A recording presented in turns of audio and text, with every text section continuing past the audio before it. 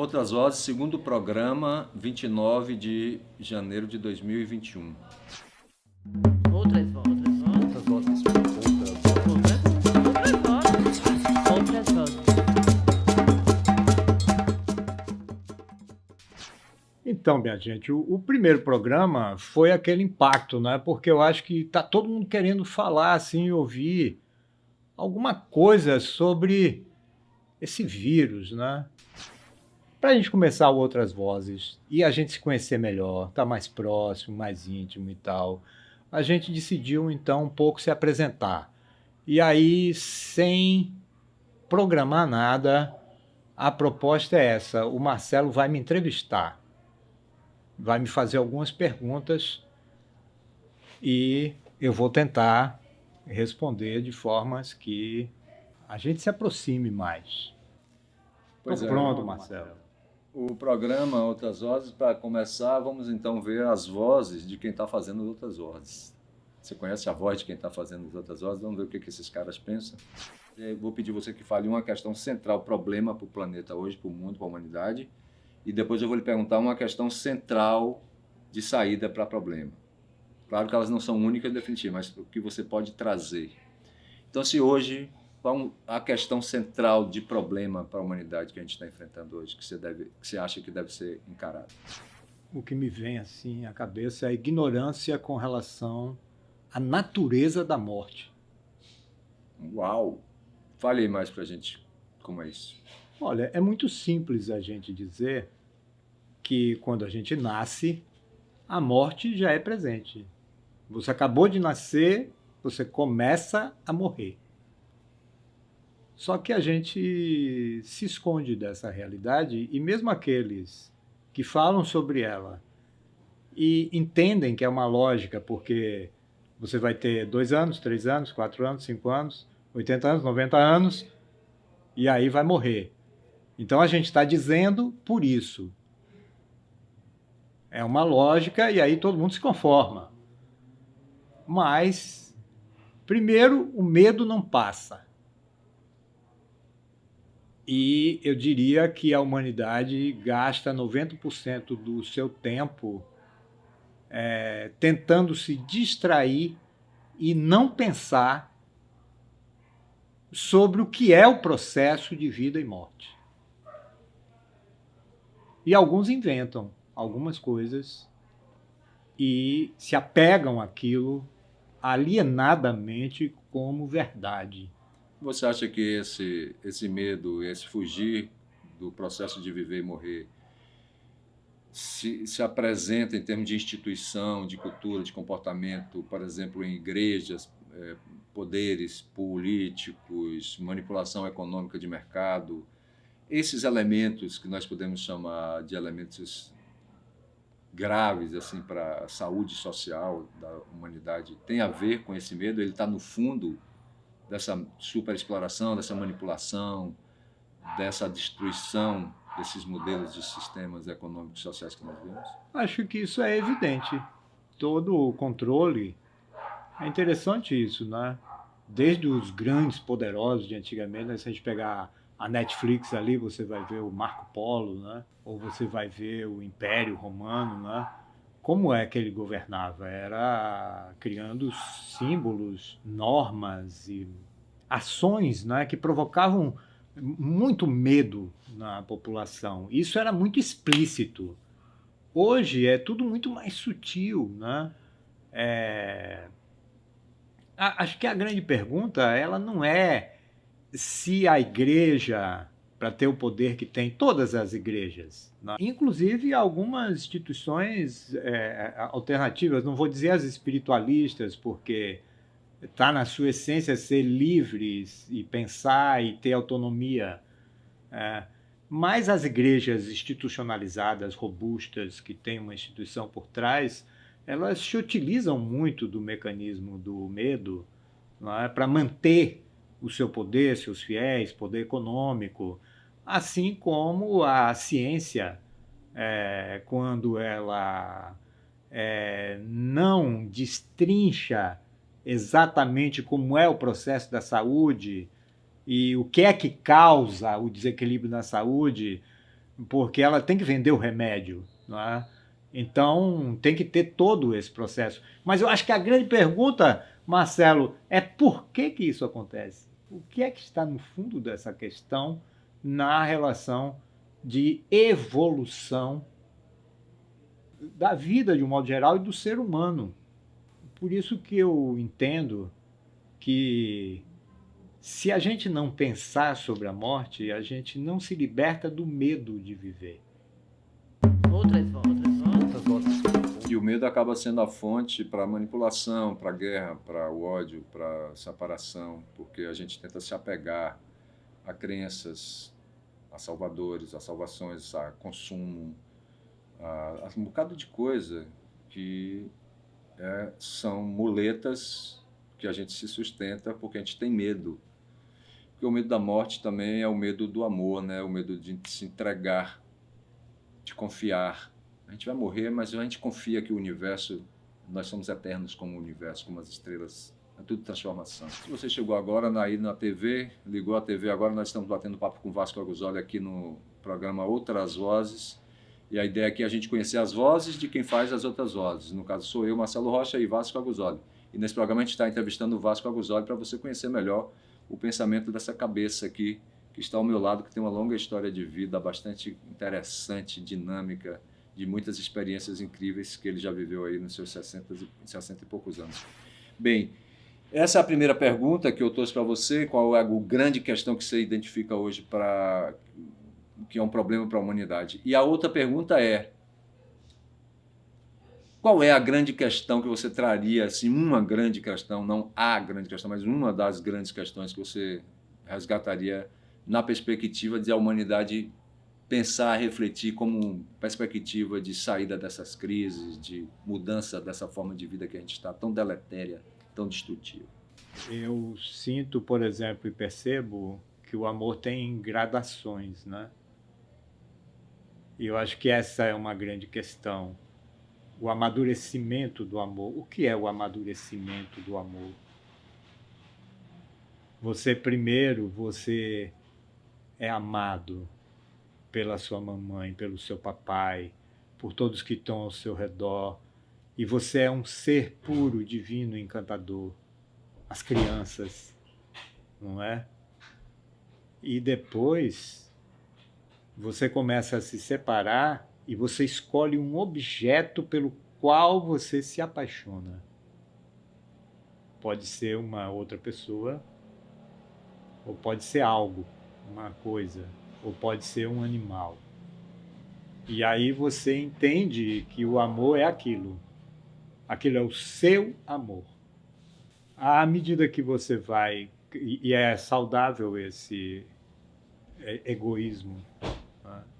Porque você está se preparando para uma coisa maior. O que não é saudável é quando uma pessoa chega à idade adulta, ele passa da adolescência e ele segue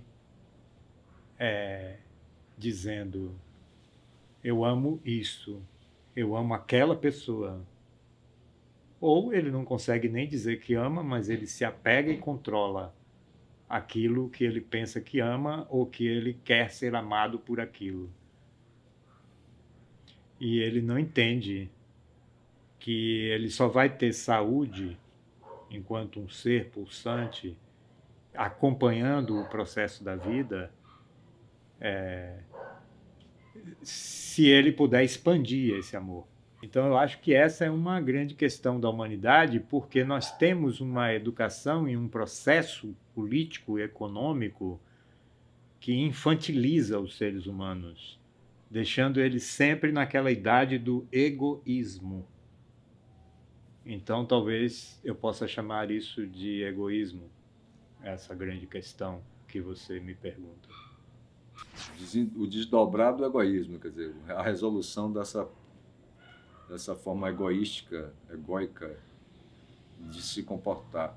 Sem dúvida alguma, o egoísmo está na base de uma sociedade consumista, né? E tudo que a gente tem institucionalizado nessa sociedade que a gente vive é de um profundo estímulo ao ego e pouco estímulo à consciência mais ampla que está além dessas necessidades reativas de memória, de consumo, de desejo, de aversões. Né? E, de repente, a humanidade passa a acreditar que ela é só isso. Um homus faber, um homem do trabalho, da produção, do horário a cumprir, do acumular matérias para se sentir vivo e feliz e achar um lugar na sua existência no cosmos.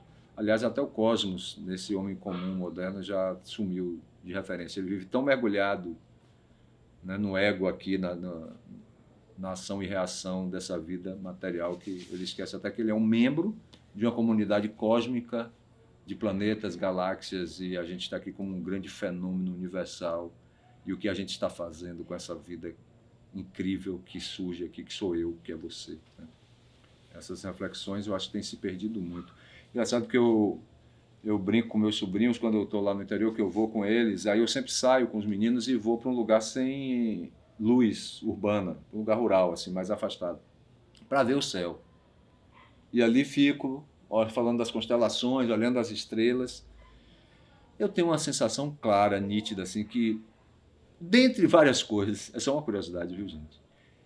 Do que nos afasta da natureza e da nossa divindade, da divindade do cosmos, na vida moderna urbana que nós vivemos, e 70% da humanidade hoje vive em grandes cidades, nas cidades, é a falta de contato com a noite estrelada.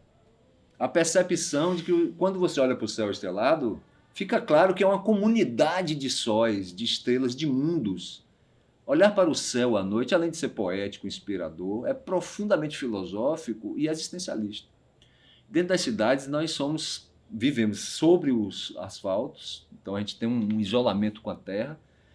Acima, as luzes e a fiação elétrica, que cria um campo eletromagnético também, que nos separa dos raios cósmicos e dessa fluência da energia cósmica. Os aparatos de roupas, sapatos, borrachas que isolam, entende? E agora é o aparato também que nos isola, nos liga, mas ao mesmo tempo isso aqui é um aparelho para uma sociedade que cada vez mais se isola, se atomiza para se conectar não mais presencialmente, mas telepresencialmente, né? E Paul Virilio chamou a atenção que de repente a gente pode estar construindo uma esquizofrenia sem tamanho, quando uma geração mais aí na frente, tão mergulhada que vai estar nas relações digitais, que a presença física do outro, da natureza, a distância e o tempo de ser consumido para percorrer uma distância física será tão insuportável para aquele menino, aquele jovem que nasce, tudo rápido, tudo acesso. Já estamos vivendo isso, né? O grau de ansiedade, hiperatividade, ultramentalização. Eu quero tudo fácil. Eu quero uma pizza, eu peço. Eu quero um assunto, eu pesquiso. Tudo está na mão, não tem muito o que conquistar. Uma geração que vai ficando preguiçosa para um conjunto de coisas que humanizam, que são orgânicas, biológicas, naturais, que exige esforço, suor, presença, vontade de estar, essa alegria que emana desse movimento do corpo, da presença corporal. Isso é uma coisa muito importante que Paul Virilio chama de uma poluição cinza, né? Ela não é orgânica nem química, mas ela polui o tempo e o espaço, ela esmaga o tempo e o espaço, desaparece e a gente fica sem esses elementos. E o que está acontecendo na cabecinha, no coração dessa galerinha que está crescendo aí nesse caldo cultural? Sabe o que eu lembrei, Marcelo? É interessante isso, né? Formas de como é que você controla, né, grandes massas, né? É uma coisa boa para a gente pensar. Quando você falou das estrelas, de você ir com as crianças, com os jovens lá para ver as estrelas, né? Coisa que a gente faz muito, né? Graças a Deus. Mas eu lembrei que esse calendário que a gente obedece, né, ele é um calendário romano. E ele retirou a noção do dia e da noite a partir das fases da Lua. Ele foi uma adaptação que o imperador disse, não, agora vai ser como eu quero. E aí ele definiu em números que fevereiro teria 28 dias, né? Janeiro teria 31 e tal. E E o homem da terra, né, do campo, ele tinha essa referência de que dia era do ano, que época era do ano, a partir das fases da Lua, que seria o correto, né? Uhum. O dia e a noite, o dia e a noite, o dia e a noite, 365 dias e tal. Não bate a conta se você for olhar para a Lua. E isso era uma forma de controlar o ser humano, tirar a referência maior dele para ele ficar pautado na referência menor, no império. Uhum. Esses processos são os processos a própria civilização é um processo de egocentrização. Porque toda vez que você tira essas conexões com a natureza, com os grandes círculos, você vai entrando mais dentro de uma estrutura social produzida artificialmente pela política, pelo poder, pelos interesses, pelo jogo de relações, você vai reduzindo. Então, tanto para viver os prazeres, quanto para viver as dores, reduzido a um homem que dá resposta ao relógio, que tem o dia, que o domingo é o dia para tomar cerveja, não é no meio da semana, você não pode, né?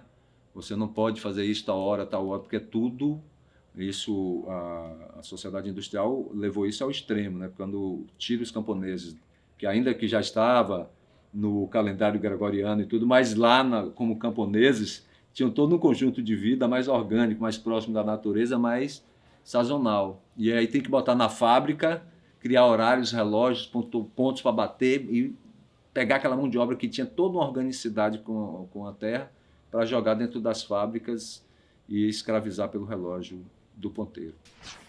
Pois bem, minha gente, esse e outras vozes está se encerrando por aqui, com esse papo aqui com meu amigo Vasco Aguzoli, uma cabeça pensante, um coração vibrante e uma vida cheia de vivências das mais diversas que você puder imaginar.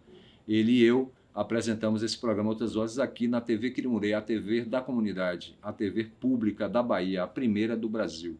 Se você está curtindo o nosso programa, divulgue, comente com seus amigos, parentes, tá certo? Porque nós queremos levar essas discussões, chegar a outras cabeças, unir pessoas e trazer gente curiosa, interessante aqui também para falar, que você até pode sugerir para a gente aí pela produção da TV Quirimurê. Vasco Aguzoli, estou encerrando aqui o nosso programa de hoje e deixo com você para dar o tchau aí bem breve para a turma no programa. O que seria de nós sem os professores, hein? Que maravilha. Sabe que eu amo esse professor aqui, o professor Marcelo Rocha. Já ensinou muito, não foi, Marcelo? 20 e tantos anos de sala de aula com jovens adolescentes. Então, minha gente, o próximo programa eu vou entrevistar Marcelo Rocha. E olha, não vou dar mole não, viu? Ele me deu muito mole. Valeu, gente. Até a próxima. TV Quirimurê, com você, a TV onde você se vê. Outras vozes.